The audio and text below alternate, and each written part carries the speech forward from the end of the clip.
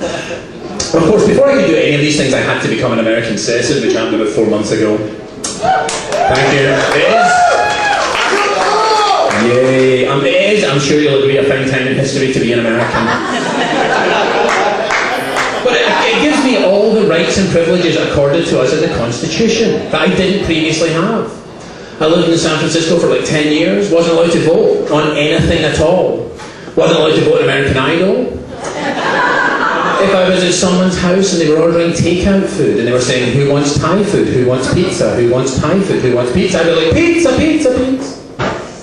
Not so fast, Scotty boy. Hell, I guess I'll just go with the flow then, I suppose. I'll be able to serve on a jury now, which is something I'm sure you've all spent a lot of time trying to get out of. But I will serve, because I want to use all the knowledge I've gained reading Hustler's Barely Legal magazine. And because I consider myself something of a cultured American, I'm going to do what cultured Americans do. I'm going to have a kind of cultural crisis of identity. And to resolve that, I'm going to take a grand tour of Europe. And when I take my grand tour of Europe, I'm going to pretend to be Canadian.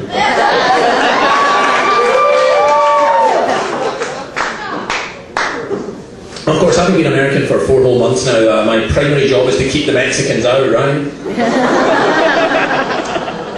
Actually, I live in Richmond in the East Bay now. And, yeah! East Bay represents. And you know, those guys, they're the Mexican guys, they're outside Home Depot at 4 in the morning or whatever looking for work, you know. Good for them, you know. They're not sitting at home pretending to look for work on Craigslist, but mostly reading the misconnections. AKA the right boy job search. But I couldn't do that. I don't know about you, but I couldn't do that. I was always picked last for sports at school, so nobody's going to pick me to build a patio. Like, guy with a moustache, guy with a moustache, guy with a moustache, not the bald guy. And at the same time, being from the UK, we have some funny kind of class issues around the notion of like paying someone to do something that you could pretty much do yourself. Dentists, for example. But I really don't know that I could drive down to Home Depot and say to the guy, come and mow my lawn while I sit in my backyard and read a newspaper. I'd be like chasing him around the garden going, hey Miguel, how's the wife and kids? Would you like some chips and salsa? You can't offer a Mexican gardener Cool Ranch Doritos. It's considered insulting. But the thing is, the Scots and the Mexicans actually have a lot in common, because we both know what it's like to be the other side of a wall from an empire. I don't know if you know this, but the Romans conquered all of Europe, got up as far as Scotland and went, fuck it, let's build a wall. One side of the wall, there's all Scottish people running around poking each other with swords and waiting for someone to invent heroin.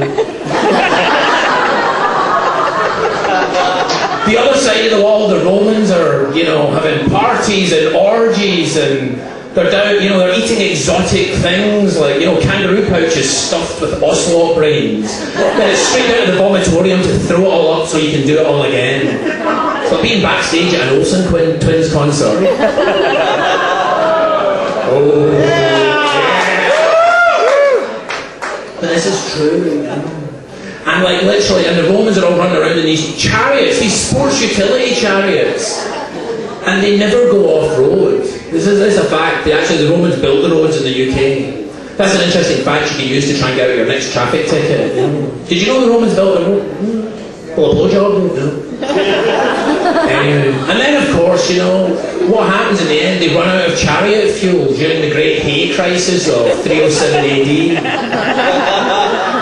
And they try and come up with like a hybrid horse that runs on coal lumps and sugar cubes, but it's too late. Where is the Roman Empire now? It's the Olive Garden chain, basically. Scotland's still there. Know your History Channel, that's all I'm saying, people. Know your History Channel.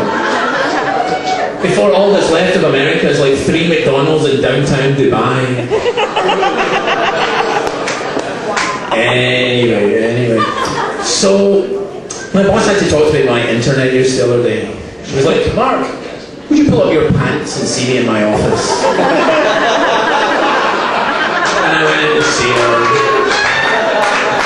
She's holding something in her hand, and I'm thinking, I hope that's not a list of every website I visited in the past 48 hours. But it was just Kleenex, lots and lots of Kleenex. So tell me something, people over here. Did you send any emails today? Someone sent any emails. Someone I don't know. Did you send any emails today? You did not. That's excellent. What about you? Man with the boy balls man. Did you? No one. Nobody in the mission sent. What, carrier pigeons was it? Smoke signals?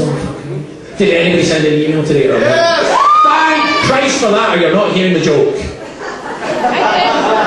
Tell me something. Did you use any smileys in your email? I did. You did. She likes a smiley. I did. Oh, it's time for an intervention. I don't like the smiley, and I'll tell you why. I didn't learn to read and write so that I could communicate using a crude system of pictograms. That's all. If I wanted to do that, I'd get in my time machine and go back to ancient Egypt. And if you don't like the smiley, you should probably come with me, because you probably worship cats. And I'll show you how, using this basic mathematic proof. The number of smileys you use in an email times the number of exclamation marks you use when a period would have done over the number of times you claim to have LOL'd equals the number of cats you own in old age. Fact. Alright, I'll leave you with this. Tell me something. Is anybody interested in signing up to go and fight for the US Army in Iraq? Because I have some forms in my bag that I'll be passing out after the show. No, not at all. Funny that. Al-Qaeda don't have this problem. They don't have the problem of getting people to go to Iraq, mostly because they're all already there, so that cuts down on gas, which is expensive.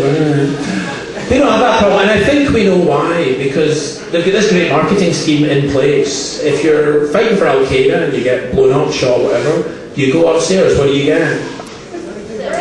72 virgins, correct. That's an odd number, that isn't it? It's an even number, but it's also an odd number.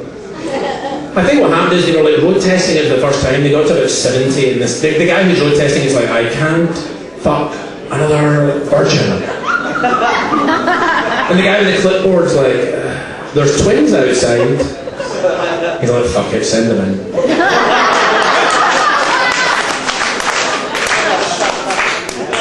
There's triplets. Fuck it, that would be greedy. Anyway, the problem I think of getting people to go and fight in Iraq is that the US Army isn't offering anything of a comparable value. And I think that has to change. So here's what I'm suggesting. If you go and fight for the US Army in Iraq, you get shot, you go upstairs, lesbian three-way in heaven with Jenna Jameson and Marilyn Monroe. Woo! Yeah! Yeah! Somebody at least. I know what you're thinking. Some of you are thinking, Mark, that's a very unenlightened notion of the afterlife. It shows no real sense of spiritual growth. It's a bit too much touched by an angel and not enough Tibetan Book of the Dead, right? No, I know what you're thinking. You're thinking, Mark, you can't have a lesbian three-way in heaven with Jenna Jameson and Marilyn Monroe for one very good reason. Jenna Jameson isn't dead. To which I say, if we're serious about winning this war, some sacrifices are going to have to be made. And at that point, my name's Mark today. That's been my time. Thank you on MySpace.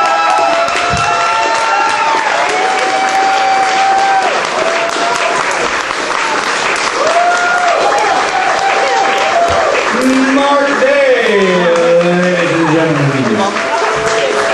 Mark, who's Marilyn Monroe anyway?